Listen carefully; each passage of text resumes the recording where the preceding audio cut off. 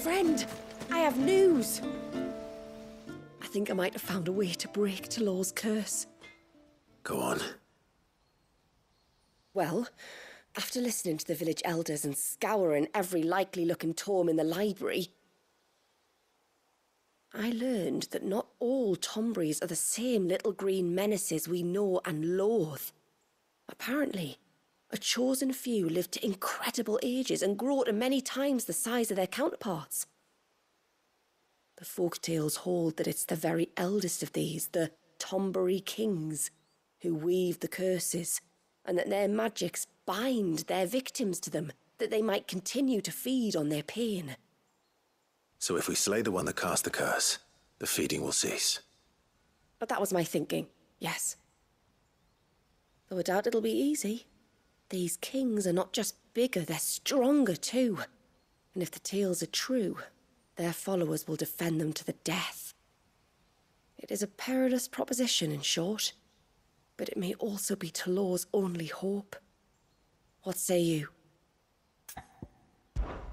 I'll do it.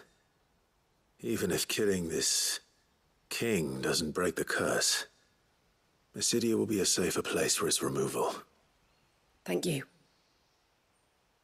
So then, where will I find it? That, alas, I do not know. It must have woven the curse at the altar in Father's Fell, but as to where it is now... Fanet! You were the one asking about Tonberries, right? Because there's a whole bloody army of them out on the cloak. What? But why would they stray so far? And why now? There's only one way to find out. I'll head up the mountain and see what's going on.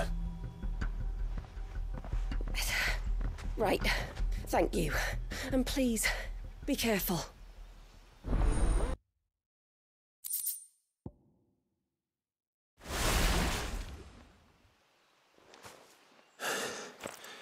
That should buy Haven some time at least.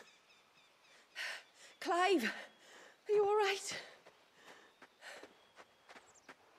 Fine. We've taken care of the immediate threat. Thank the tides. I was worried I was going to lose you both. Talor, he took a sudden turn for the worse just after you left. What? Is he? No, he's hanging on. I fear the Tomberry king may have begun the cursing ritual again. In earnest this time. And I can't imagine their being here as a coincidence. I think it might be happening on this very mountain. If it is, it won't be for long. Get back to Talor. I'm going up. My thanks. I shall pray for both of you.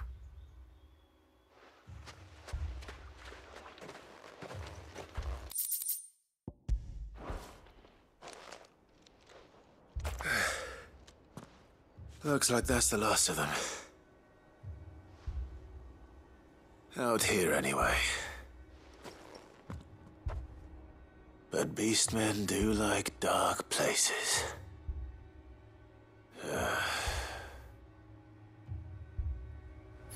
I'll be damned.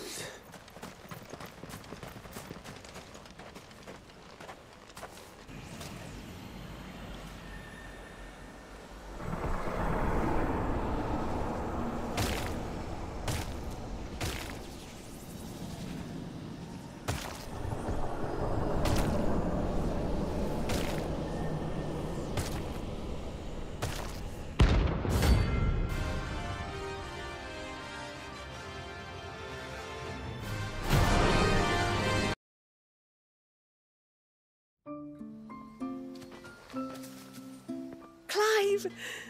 Is it done then? It is.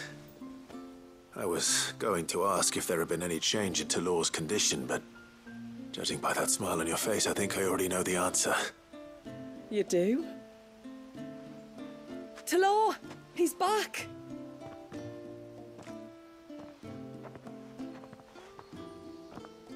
Thank you, my lord. I can never repay you for everything you've done for me. I owe you my life. I'm just glad the curse is lifted.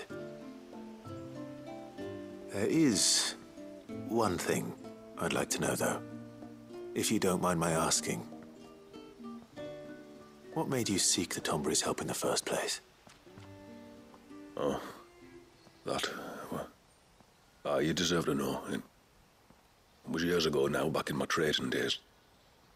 The Sons of Greek arrested me in Oriflamme, chained me up in a lightless cell with a great sword hung over my head, ready to fall if I didn't confess. Though they never said to what. I didn't, of course. So eventually they just let me go. And I never told a soul. Tried to forget it ever happened. But then you came along and the sight of your sword brought it all flooding back. I couldn't sleep, couldn't eat, couldn't hardly breathe, and I thought that if I gave my old chain to the Tomburys, maybe they could take all that pain away. All that anger. But it only made it worse. Oriflamme has fallen.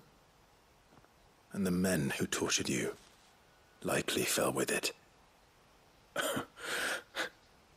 If only I'd known, I might have spared everyone a lot of trouble. I'd convinced myself that you were like them, that all outsiders were the same, but you're not. Far from it. Thank you, son. Thank you.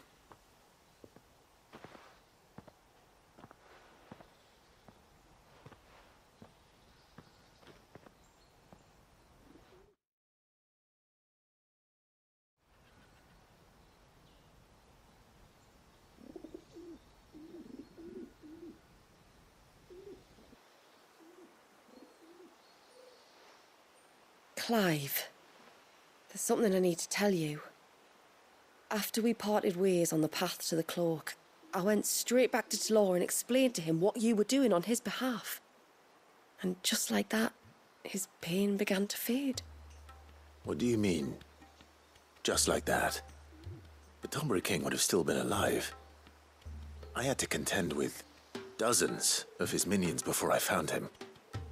Then perhaps one of them warned him of your coming and he broke off his ritual. Or perhaps knowing that an outsider was fighting for him was what lifted the weight from Talor's heart. I know from experience that many illnesses are not wholly physical, but of the spirit, at least in part. Was there ever really a curse then? Or was Talor simply suffering from the pain of his memories and the guilt of what he'd done? For all the difference it makes. I suppose we'll never know. Maybe not. But this much I do know. It was your strength and your selflessness that healed his heart in the end. I'll be sure to tell my healer friend when I get home.